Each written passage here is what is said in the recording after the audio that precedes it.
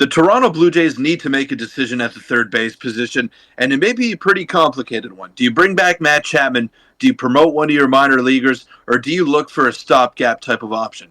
Now, Nick and I may have found that one stopgap option that the Blue Jays should definitely have on their radar, so we'll break that down and much more in this episode of Jays Digest.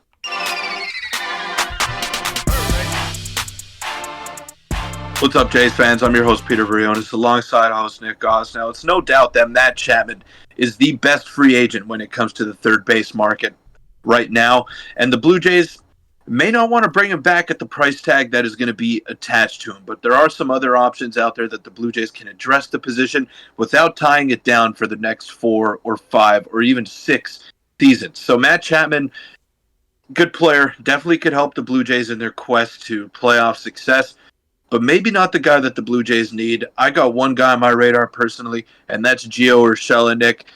He's one of the more intriguing options, not the flashiest player by any stretch, but someone that could be a great one-year option and that could turn it over to the young guys starting in 2025. Yeah, the third base position is still up in the air. Before we can do that, quick reminder to hit the subscribe button. We're on the road to 12,000, and thank you guys for your support. But like you said, Gio Urshela is the guy we're going to focus on today, and there's also a reason we're doing that because a report came out yesterday saying the Blue Jays are interested in Gio Urshela. This report stems from Ben Nicholson-Smith, who has said the Blue Jays had interest in signing Urshela this offseason, but it isn't known if that is still on the radar after the signing of Isiah Kiner-Falefa. But I think that Gio Urshela could be the stopgap for third base. We've been talking about the guys. There's a lot of prospects that could end up sliding into that third base spot. But when you're looking at players that are realistically going to help the Blue Jays this season in their mini window, we discuss the 2-year window all the time, you won't really get a whole lot more reassurance and stability than you will get from Gio Urshela. Obviously, if you're not talking about Matt Chapman, because Chapman is the best option, but Gio Urshela would be cheap, and I think he'd be a good stopgap, especially since Candelario has been off the board since the start of the offseason. Right. Now, if we look at his stats for his last full season that he played, he in 2022, 144 games, hit 13 home runs, 64 RBIs, about a 770 OPS. Nothing that jumps off the table there, but he's someone that you could rely on to hit for a decent average, hit for a little bit of power every now and then, and be not a middle-of-the-order bat, but maybe a 6 or 7, which is what Matt Chapman would have been for a fraction of the cost, and someone that doesn't tie down the position for the next 5 seasons. Aurelvis Martinez, I think, is going to be a special major league player. Is he going to be a superstar?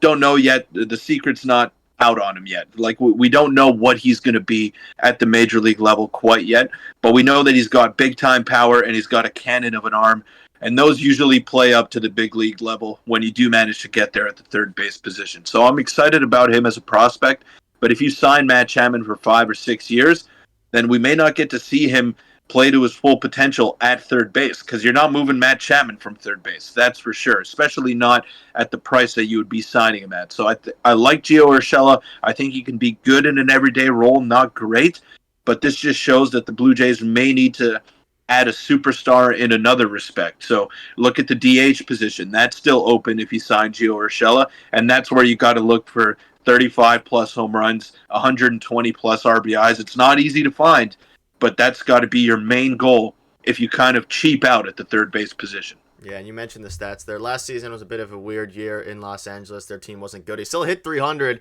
with a 91 OPS, not much power last year, but we've seen he kind of turned it around. He was a former Blue Jay back in 2018, and then he got DFA'd, picked up by the Yankees, approaching 900 OPS in back-to-back seasons. So he has the power. He's a very, very good defender.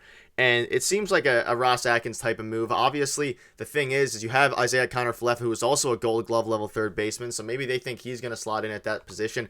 But you look at it, and again, last year he didn't play enough games to really get much baseball savant stuff, but we know what he can bring to the table. But the question now is, would you rather him, would you rather Matt Chapman, or would you be happy with Peter at this point in offseason of what may end up being Urshela, Kiermaier, Kiner-Falefa, and then say maybe a Jorge Soler, or more likely a JD Martinez type player? Is that enough to put the Blue Jays over the top? I don't know, but it would certainly not hurt if they get a guy like Gio Urshela, unless they plan on bringing up Aurelvis very early. That definitely doesn't put the Blue Jays over the top, but they're going to have to try to win similar to how they did last year, pitching and defense, and those are recipes for success in the playoffs, but you do need timely hitting when the time calls for it, and the Blue Jays just didn't get that. They were involved in a couple of close ball games with the Minnesota Twins.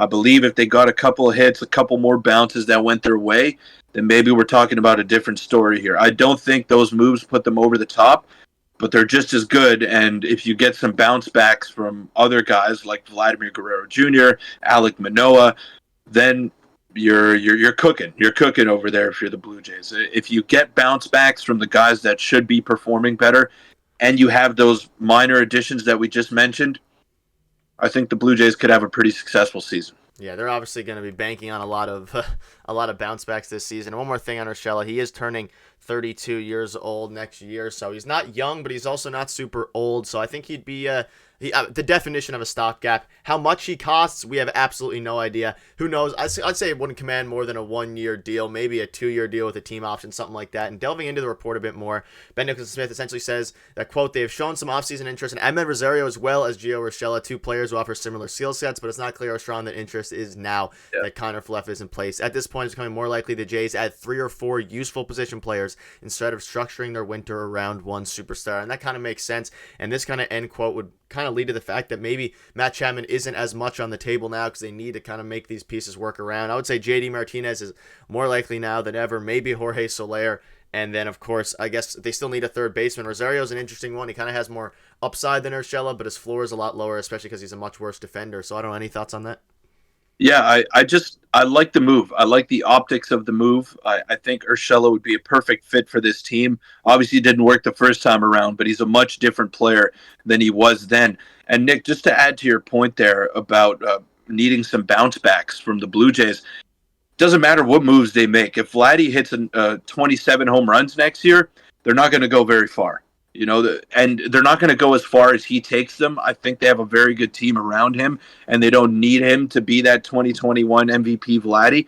But if he hits 27 home runs and an OPS under 800, I don't see how far this team can go in the playoffs. Like, I just can't see them finally breaking through and going above the level that they've shown in the past few years. So, yeah, you need to make some additions, but you absolutely need your guys to be your guys come next season. So I'm banking on a couple more additions here by Ross Atkins and company, but I'm also banking on Vladdy being that generational hitter that we all thought he was going to be. I still think he's got that ability. We see him in the gym. He looks like he's in great shape so far, and he looks ultra focused heading into the season. I wish we saw that in the last 2 years, but that's over now. That's over. We got to focus on the future, and Vladdy seems to be focused on a big payday in 2 years' time.